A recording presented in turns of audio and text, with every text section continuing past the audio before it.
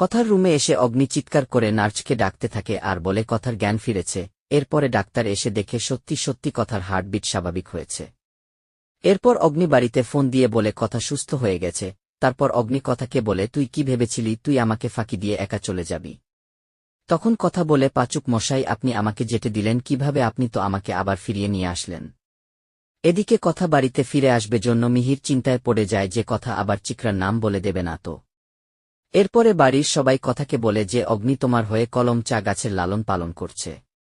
এদিকে অগ্নি কথাকে একা ছাড়ছে না। তখন কথা যখন মা আনন্দের কাছে অঞ্জলি দিতে যায় তখন অগ্নি কথা মাথায় ফুল ছিটিয়ে দেয়।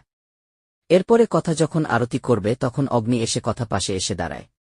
তারপরে অগ্নি কথাকে ওষুধ খাওয়ার জন্য বলে, আর কথা মনে মনে ভাবে আপনার এই সব কিছুর জন্য আমাকে আবার দুর্বল করে দিচ্ছেন। এরপরেই দেখা যায় কথা বাড়িতে ফিরে এসেছে, এ কারণে বাড়িতে একটা বট করে সেলিব্রেশন হয়। এরপরেই দেখা যায় প্রত্যয়ের কাছে থানা থেকে ফোন আসে আর বলে কিছু প্রমাণ পাওয়া গেছে। তখন বাড়ির সবাই থানায় চলে যায় আর এইদিকে অঙ্কিত অগ্নিকে বলে কথা কিন্তু তোকে অনেক ভালোবাসে।